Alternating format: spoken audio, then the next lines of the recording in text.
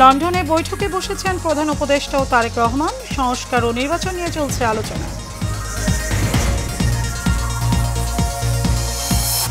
ইসরায়েলের বিমান হামলায় ইরানের সশস্ত্র বাহিনী প্রধান সহ নিহত বেশ কয়েকজন। তেল আবিবে শতাধিক ড্রোন নিক্ষেপ তেহরানের। ঈদের ছুটি শেষে কর্মস্থলে ফিরছে মানুষ। রেল, বাস ও লঞ্চ ঘাটে ঢাকায় ফেরা মানুষের ভিড়। এবং ঈদের পর স্বাভাবিক হতে শুরু করেছে নিত্যপণ্যের বাজার। মুরগির দাম কম থাকলেও বাড়তি দরে বিক্রি হচ্ছে মাছ।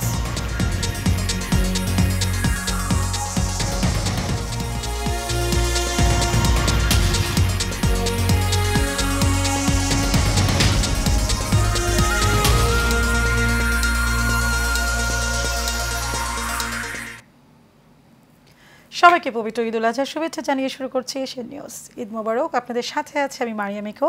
এতক্ষণ শুনছিলেন বিআরবি কেবল ইন্ডাস্ট্রিজ লিমিটেড সংবাদ শিরোনাম। চলে যাব বিস্তারিত সংবাদে। বৈঠকে বসেছেন অন্তর্বর্তী সরকারের প্রধান উপদেষ্টা অধ্যাপক ডক্টর মোহাম্মদ ইউনূস এবং বিএনপির ভারপ্রাপ্ত চেয়ারম্যান তারেক রহমান।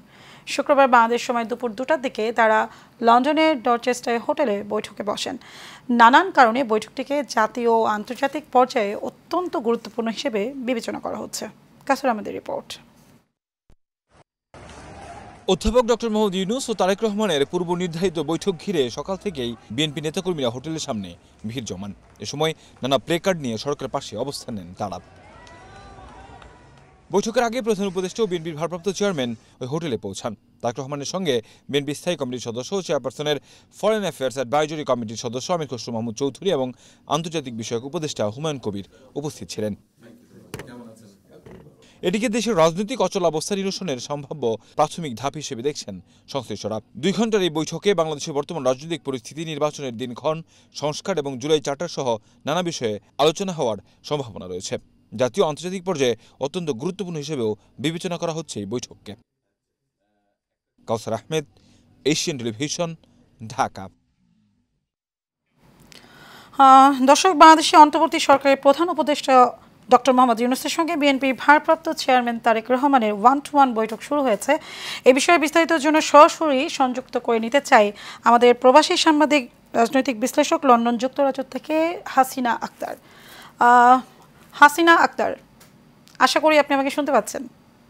আমি শুনতে পাচ্ছি। আপনাকেও ধন্যবাদ আমাকে যুক্ত করার জন্য এবং এশিয়ান টিভিকে ধন্যবাদ। আমরা জানতে পেরেছি গুরুত্বপূর্ণ এই বৈঠকে বাংলাদেশ সময় দুপুর 2টার দিকে লন্ডনের ডরচেস্টার হোটেলে বৈঠক শুরু হয়। সর্বশেষ কি সংবাদ রয়েছে আপনার কাছে? আসলে এখন পর্যন্ত বৈঠক চলছে, যেহেতু 2 ঘন্টার বৈঠক। আমাদের স্থানীয় সময় 9টা থেকে শুরু হয়েছে, 11টা পর্যন্ত এটা চলবে এবং বাংলাদেশ সময় মানে আরো কিছুক্ষণ চলবে। সো শেষ না হওয়া পর্যন্ত আমরা বুঝতে পারছি না যে এখানে কি আলোচনা হচ্ছে, কিন্তু আনুমানিকভাবে যেটা আমরা আশা করছি সেটা হচ্ছে যে আলোচনার মূল কেন্দ্রে থাকবে নির্বাচন। কিন্তু সেই নির্বাচনকে ঘিরে আসলে কি আলোচনা হতে পারে সেটা নিয়ে আলোচনার ঝড়। কেউ বলছে যে ফেব্রুয়ারিতে নির্বাচন আনা হবে, এপ্রিল থেকে ফেব্রুয়ারিতে আনা হবে, কিন্তু এইখানে আমরা যদি দেখি যে এপ্রিলে উনি যেহেতু বলেছিলেন, সেখানে তখন কথা উঠেছিল যে জামাতের পছন্দ মতো উনি এপ্রিলে তারিখ করেছিলেন, কিন্তু এখন সেই জামাতকে উপেক্ষা করে বা এনসিপিকে উপেক্ষা করে উনি ফেব্রুয়ারিতে নির্বাচনটা দিবেন কিনা সেটা নিয়ে সন্দেহ আছে। আর এখানে আমরা বলতে পারি যে লন্ডনে যে অবস্থা আমরা দেখেছি যে ওনাকে সম্পূর্ণভাবে লন্ডন সাপোর্ট দিয়েছেন এনসিপি এবং বিভিন্ন ইসলামিক রাজনৈতিক দলগুলো। তো সেখানে তাদেরকে সন্তুষ্ট করবেন না বিএনপিকে সন্তুষ্ট করবেন, সেটাই এখন আলোচনার বিষয়। হাসিনা, আরেকটি বিষয় যেটা আমরা জানতে চাই, বিশ্লেষকদের মতে বৈঠকের মূল আলোচ্য বিষয় জাতীয় নির্বাচন। এই বিষয়ে কি কোনো কথা হয়েছে বিএনপি অথবা অন্তর্বর্তী সরকার মিডিয়া উইং থেকে কোনো তথ্য আছে কিনা আপনার কাছে? আমরা যেটা আমি বলেছি যে ফেব্রুয়ারিতে বিএনপি থেকেও বলা হয়েছে যে ফেব্রুয়ারিতে এরকম হতে পারে, এরকম একটা আওয়াজ শোনা যাচ্ছে। তো সেই ব্যাপারে আসলে কতটা আলোচনা হবে এবং কতটা এটাতে একমত হতে পারবে সেটা নিয়ে এখন একটা সন্দেহ আছে। মানে বৈঠক শেষ না হওয়া পর্যন্ত, বৈঠক শেষ হলে হয়তো আমরা বুঝতে পারবো যে আসলে সেটা কতটুকু হালে পানি পাবে। জি হাসিনা, আরেকটি বিষয় একটু জানতে চাই, সেটা হচ্ছে অন্তর্বর্তী সরকারের প্রধান লন্ডন সফরে একজন গণমাধ্যম ব্যক্তি এবং বিশ্লেষক হিসেবে কতটুকু সফল বলবেন প্লিজ? আমি বলবো যে ওনার লন্ডন সফরটা পুরোটাই বুমেরাং হয়েছে। যেটা প্রথমে উনি যেটি বলেছেন যে বাংলাদেশ থেকেই উনি বলে আসছিলেন যে প্রধানমন্ত্রীর সাথে ব্রিটিশ প্রধানমন্ত্রীর সাথে ওনার সাক্ষাৎকার। তো সেখানে আমরা দেখতে পেয়েছি যে টিউলিপের একটা চিঠি তো এবং ব্রিটিশ প্রধানমন্ত্রীর সাথে লেবার পার্টি যেহেতু টিউলিপও লেবার পার্টি তো সেখানে ব্রিটিশ প্রধানমন্ত্রীর সাথে ওনার সাক্ষাৎকারটা মানে ওরা বিভিন্নভাবে ক্যান্সেল করেছে বিভিন্ন কারণ দেখিয়ে কিন্তু যেটা হয়েছে যে আসলে ঠিকমতো যোগাযোগ করা হয়েছে কিনা সরকারের পক্ষ থেকে এবং সরকারের পক্ষ থেকে যেটা ফ্রেশ সচিব শফিকুল আলম বলেছেন যেটা খুবই হাস্যকর যে উনি বলেছেন উনি কানাডা চলে গেছেন তাও ওনাকে একজন এমপি বলেছে তো এখানে ওনাদের যোগাযোগের ওয়েটা কি ছিল সেটা এখন আমাদের সন্দেহের ব্যাপার আছে যে ওনারা শোনা কথা থেকে ওনারা বললেন যে কানাডা চলে গেছেন সেখান থেকে আমাদের অনেক প্রশ্নের জন্ম হয় আসলে মানে রাষ্ট্রীয়ভাবে কিভাবে যোগাযোগ করা হয়েছে আমাদের হাইকমিশন থেকে কিভাবে ব্রিটিশ প্রধানমন্ত্রীর সাথে যোগাযোগ করা হয়েছে না মুখে মুখে ওনারা যোগাযোগ করেছেন সেখানে অনেক বড় একটা ব্যর্থতার পরিচয় আমরা দেখতে পেয়েছি আমাদের সরকারের এবং সেকেন্ড যেটা বলা হয়েছে যে কিংস চার্লস অ্যাওয়ার্ডের কথা কিংস চার্লস অ্যাওয়ার্ড উনি পাবেন কি পাবেন না সেটা নিয়ে একটা সন্দেহ ছিল অনেকেই বলছিলেন তো সেটা উনি পেয়েছেন কিন্তু কিংস চার্লসের হাত থেকে উনি পেয়েছেন এটা আমরা দেখিনি মানে ওনাকে অন্য একজন তুলে দিয়েছেন এবং কিং চার্লসের যে বৈঠকের কথা ওনার বলা হয়েছে সেই বৈঠকের কিন্তু কোনো ছবি আমরা দেখিনি যার জন্য এখানেও একটা সন্দেহ আছে যে কিং চার্লসের সাথে ওনার একান্ত বৈঠক হয়েছে কিনা যেটা শফিকুল আলম বলেছেন সো এটা যদি না হয়ে থাকে তাহলে আরেকটা মিথ্যা জন্ম হবে সেখানে এবং কিং চার্লসের সাথে আমরা শুধুমাত্র ওনাকে কয়েক সেকেন্ড হাত মিলাতে দেখেছি যেটা সবার সাথে যারা অ্যাওয়ার্ড পেয়েছে তাদের সবার সাথেই উনি হাত মিলেছেন এবং কৌশল বিনিময় করেছেন সেখানেই আমরা ডক্টর ইউনূসকে দেখেছি তো সব মিলিয়ে আমি বলবো যে এবং আওয়ামী লীগের যে অবস্থান ছিল এবং যারা অর্গানাইজেশন জি হাসিনা ধন্যবাদ আপনাকে আপনি থাকুন সেখানে নিশ্চয়ই ফিরবো আবারও আপনার কাছে দর্শক আমরা চলে যাব পরবর্তী সংবাদে পবিত্র ঈদুল আজহা উদযাপন শেষে ঢাকায় ফিরতে শুরু করেছে মানুষ পরিবারের সঙ্গে আনন্দমুখর দিন কাটিয়ে আবারও ছুটতে হচ্ছে কর্মব্যস্ত নগর জীবনের দিকে সড়ক এবং নৌপথে স্বস্তি থাকলেও ট্রেন পথে যাত্রীদের অভিযোগের সুর মোহাম্মদ শাহজাহান ক্যামেরায় বিস্তারিত নূর মোহাম্মদ ভুইয়া রিপোর্টে ছুটি শেষে ঈদের আনন্দ আর গ্রামের স্মৃতি বুকে নিয়ে রাজধানীতে ফিরছে কর্মজীবী মানুষ হাতে লাকেজ চোখে ক্লান্তি তবুও সামনে এগিয়ে চলার তারা যেন সবাইকে তাড়িয়ে বেড়াচ্ছে দক্ষিণাঞ্চলের বিভিন্ন জেলা থেকে লঞ্চে ঢাকায় ফেরা যাত্রীরা বলেন এবারের ঈদ আনন্দের কথা অন্যান্য বছরের মতো এবছর লঞ্চে তেমন একটা ভিড় হয় নাই লঞ্চে উঠতে তো ভালোই লাগে কিন্তু একটু ভয় হয় লঞ্চে ব্যাক করলাম ভালোই কাটছে ঈদ সড়ক পথে যাত্রায় ভোগান্তি থাকলেও ফিরতি পথে স্বস্তির কথা জানান এই পথের যাত্রীরা আলহামদুলিল্লাহ ঈদ ভালোই কাটছে সবাই মিলে আমরা সবাই একসাথেই কাটাইছি আর কি জ্যাম তেমন হয় নাই রাস্তাও খুব ভালোই ছিল ময়মনসিংহের তবে দায় ঠেকল ট্রেনে টিকিট কালোবাজারি সহ নানা অভিযোগ যাত্রীদের টিকিট ছাড়া অনেক মানুষ ছিল আমরা টিকিট দিয়েও কোনো সুবিধা পাইনি হ্যাঁ এবার ঈদ যাত্রা অনেক ভালো তবে যে টিকেটের কালোবাজারিগুলা এগুলা অনেক বেশি পরিবারের সাথে ঈদ কাটালাম তো জার্নিটাও খুব ভালো ছিল একটু ভিড় ছিল দায় স্বীকার করতে নারাজ স্টেশন ম্যানেজার বলেন নির্বিঘ্নেই হচ্ছে ঈদ যাত্রা প্রায় প্রতিটি ট্রেনেই অতিরিক্ত কোচ সংযোজন করা আছে আমরা চেষ্টা করছি যে আমাদের যাত্রীরা যাতে সহজে আসা যাওয়া করতে পারে নিরাপদভাবে এবং এই প্রচেষ্টা অব্যাহত থাকবে ঈদের আনন্দ শেষ এখন জীবন যুদ্ধ শুরু পরিবার ফেলে ফিরে আসা বেদনা সবার চোখে মুখে যেন স্পষ্ট নারীর টানে বাড়ি ফেরা কর্মের টানে জীবিকায় ফেরা এটাই হলো জীবন কিন্তু এ ছোট্ট সময়ে যে অনুভূতি লুকিয়ে থাকে তা ভাষায় প্রকাশ করার মতো না আগামীতে ঈদ আনন্দ আরও সুন্দর হবে এমনটাই প্রত্যাশা সকলের কমলাপুর রেলওয়ে স্টেশন থেকে নূর মোহাম্মদ ভুঁইয়া এশিয়ান টেলিভিশন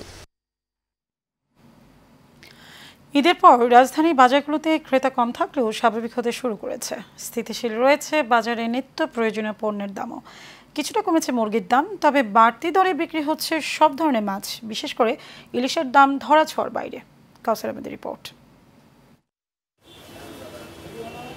ঈদের ছুটি বাকি আছে আর মাত্র একদিন ফলে এখনও রাজধানীর বাজারগুলো খুব একটা জমে ওঠেনি বেচাকেনাও চলছে মন্থর গতিতে তবে বিক্রেতারা বলছেন গত কয়েকদিনের তুলনায় কিছুটা বেড়েছে ক্রেতা সমাগম দামও রয়েছে নাগালের মধ্যে তবে সরবরাহ কিছুটা কম বলে জানান তারা মালের দাম শিথিলের দিকে আছে কোনো মালের ঊর্ধ্বগতি নাই আগে আল্লাহ দেখতাছি না যে মাল কোন আদা রসুন পেঁয়াজ আলু ডাউল ফুলার চাউল চিনি তেল সব মালেরই নিচের দিকে, উপর দিকে কোনো মাল নাই। সরবরাহ আছে, চাহিদাটা কম, কাস্টমার কম।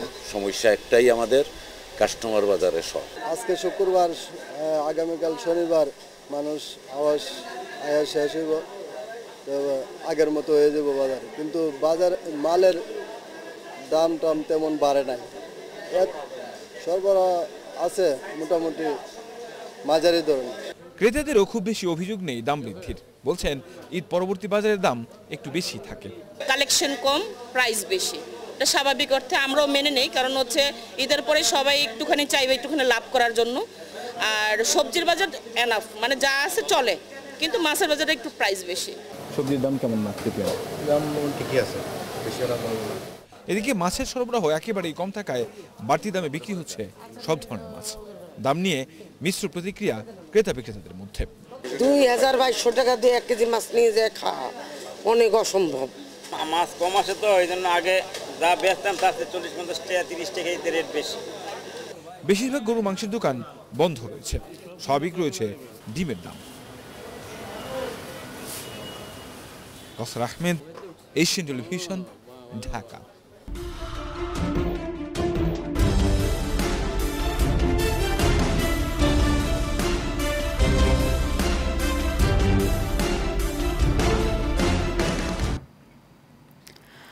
আনন্দঘন ও উৎসবমুখর আয়োজনের মধ্য দিয়ে দোহার নবাবগঞ্জ উপজেলার এসএসসি 95 বন্ধু মিলন মেলা অনুষ্ঠিত হয়েছে।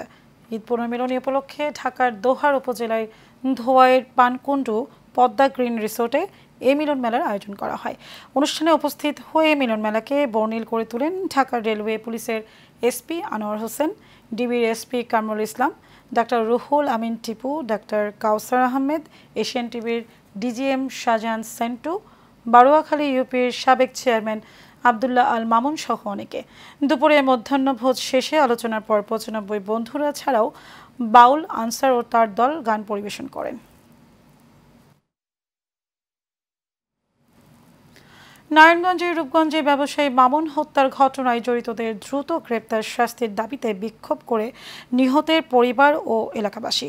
এ সময় এলাকাবাসী প্রায় আধা ঘন্টা ঢাকা সিলেট মহাসড়ক অবরোধ করে বিক্ষোভ করে। সকালে ঢাকা সিলেট মহাসড়কে ভুলতা এলাকায় এই কর্মসূচি আয়োজন করা হয়। এ সময় বক্তারা মামুন হত্যায় জড়িতদের দ্রুত গ্রেপ্তারের দাবি জানান।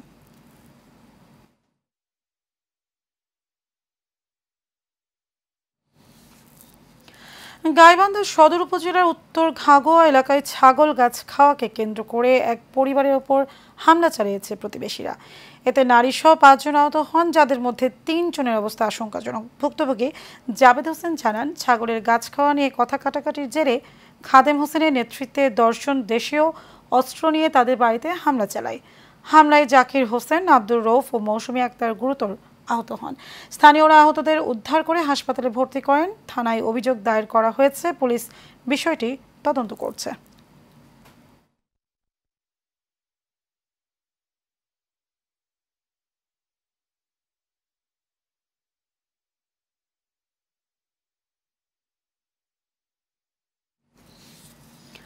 বিএনপি সবসময় সাম্প্রদায়িক সম্প্রীতিতে বিশ্বাস করে বলে জানিয়েছেন দলের কেন্দ্রীয় নির্বাহী কমিটির সদস্য ইঞ্জিনিয়ার আব্দুস সোবহান। বরিশালের অগলঝাড়া উপজেলার বড় বাসাইল এলাকায় সনাতন ধর্মাবলম্বীদের সাথে মতবিনিময় সভায় তিনি একথা বলেন। এ সময় তিনি আরও বলেন, বিএনপির ভারপ্রাপ্ত চেয়ারম্যান তারেক রহমানের কঠোর নির্দেশনা রয়েছে সাম্প্রদায়িক সম্প্রীতি রক্ষায়। বিএনপি ও তার সকল অঙ্গ সংগঠনের নেতাকর্মীদের অতীতের ন্যায় সবসময় হিন্দু, বৌদ্ধ, খ্রিস্টান সম্প্রদায়ের পাশে থাকার, তাদের জানমালের নিরাপত্তার দায়িত্ব প্রত্যেকের। নরসিংদী রায়পুরায় ঢাকা সিলেট মহাসড়কের উপজেলার বিসমিল্লা মোটরসের মালিক কবির আহমেদের বিরুদ্ধে দায়ের করা মামলাটি মিথ্যা বলে প্রমাণিত হয়েছে। গ্রাম্য আদালতের মাধ্যমে মামলাটি মিথ্যা বলে প্রমাণিত হয়। পরে মামলার বাদী নারীকে বিবাদীর কর্মচারী হিসেবে মাসিক বেতন ভাতা ধার্য করে মামলা তুলে নেওয়ার পর 4 লাখ টাকা দিয়ে দেওয়ার সিদ্ধান্ত হয়। এছাড়াও বাদীকে অন্যত্র চলে যাওয়ার জন্য বলা হয়। এতে উপস্থিত ছিলেন মরজাল ইউনিয়নের বিএনপি ভারপ্রাপ্ত সভাপতি ফারুক প্রধান।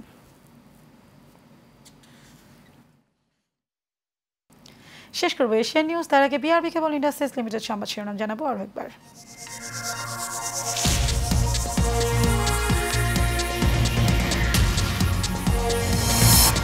লন্ডনে বৈঠকে বসেছেন প্রধান উপদেষ্টা তারেক রহমান। সংস্কার ও নির্বাচন নিয়ে আলোচনা চলছে।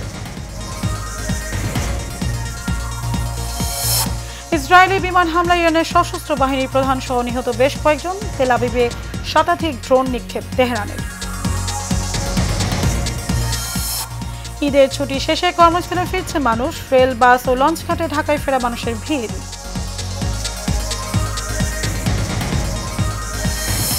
এবং ঈদের পর স্বাভাবিক হতে শুরু করেছে নিত্যপণ্যের বাজার। মুরগির দাম কম থাকলেও বাড়তি দরে বিক্রি হচ্ছে মাছ।